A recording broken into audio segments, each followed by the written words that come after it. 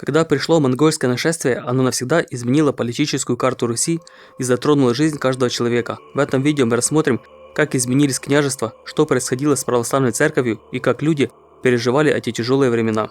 Перед нашествием монголов на Руси существовало много княжеств.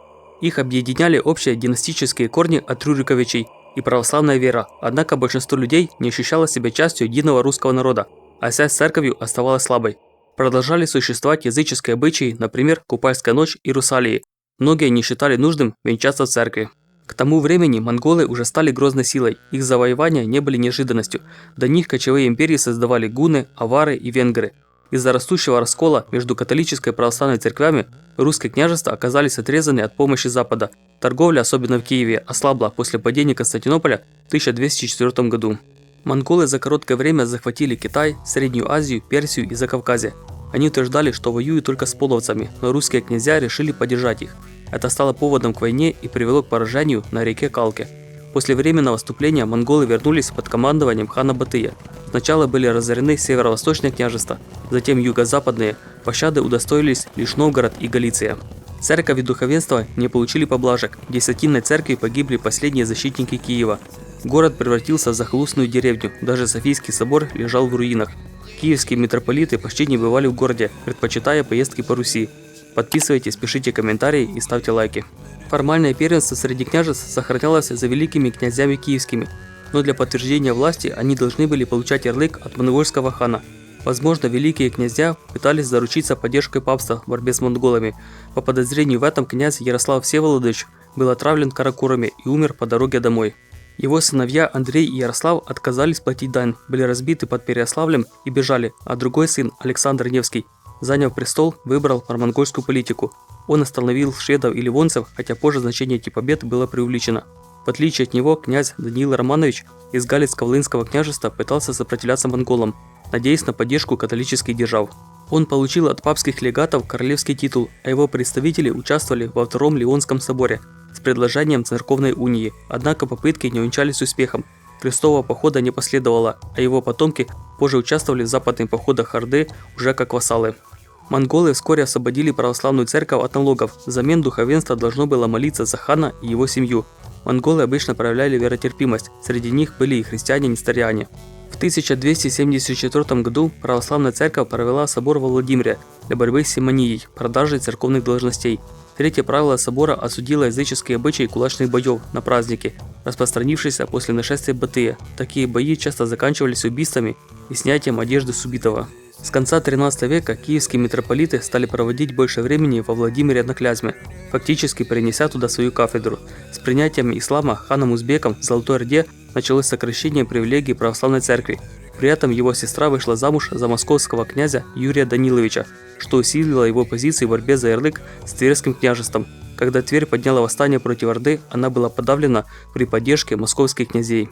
При Иване Калите, благодаря союзу с ханом Узбеком, Москва закрепила за собой ярлык на наследование великокняжеского титула. Москву и другие города переезжали ордынцы ради службы и жалования. Их стало больше, когда в Орде начали принуждать к принятию ислама. Многие знатные русские фамилии – Сабуровы, Годуновы, Урусовы, Юсуповы – происходят от татар, принявших христианство. Татар на службу приглашали и литовские князья, хотя в меньших масштабах.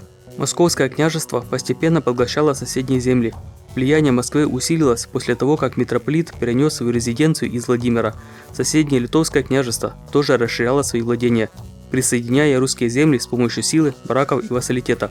В 1316 году князь Гедимин добился создания отдельной литовской православной митрополии, вероятно в Новогрудке или Вильне. Уже в 1317 году литовский митрополит участвовал в соборе в Константинополе. В 1321 году Гедимин взял Киев. Хотя литовские правители оставались язычниками, государство отличалось редко для того времени веротерпимостью.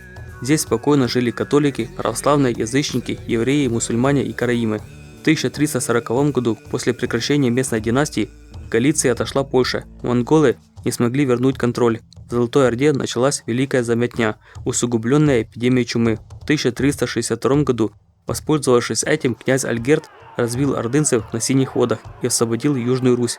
Так часть Украины и Белоруссии вышла из-под власти Орды при участии Литвы и Польши. В отличие от Литвы, Москва во время Великой Заметни не выступала против Орды. Примечательно, что чума пришла в Москву не от монголов, а из Новгорода, что говорит о слабых торговых связях с Ордой. Эпидемия стала одним из факторов строительства Кремля с участием итальянских мастеров из местного белого камня. Во времена Дмитрия Донского его попытка давить на митрополита привела к кризису. В Новгороде появилась ересь Трегольников. Они считали церковную иерархию испорченной симонией и отвергали все таинства. Вместо священников у них были свои учителя без рукоположения. Под влиянием Стрегольников в Новгороде усилилось недовольство митрополитом, который направлял городские деньги на строительство в Москве, новой церковной столицы. Некоторые новгородцы даже задумывались о переходе в католичество. В итоге ересь была подавлена церковью и властью. Московское княжество стало центром православного возрождения, связанного с именем Сергия Радонежского. Он основал Троице-Сергиев монастырь, ставший важным духовным центром. Здесь трудился Андрей Рублев, велись летописи. Из этого монастыря вышел монах Стефан Пермский, крестивший коммезирян в XIV веке.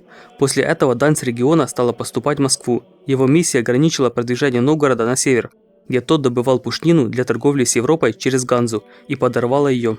Сергий Радонежский благословил Дмитрия Донского на битву с Мамаем в 1380 году, но Куликовская битва не была борьбой с ордынским игом. Мамай не был законным ханом и действовал вне власти Орды, поэтому Дмитрий сражался с узурпатором. После победы он признал законного хана Тохтамыша, который в 1382 году разорил Москву, опасаясь ее роста.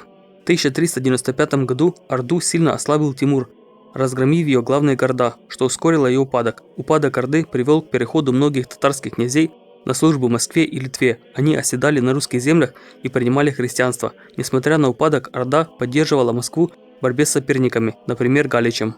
После взятия Константинополя османами русские епископы сами избрали митрополита Московского и всея Руси.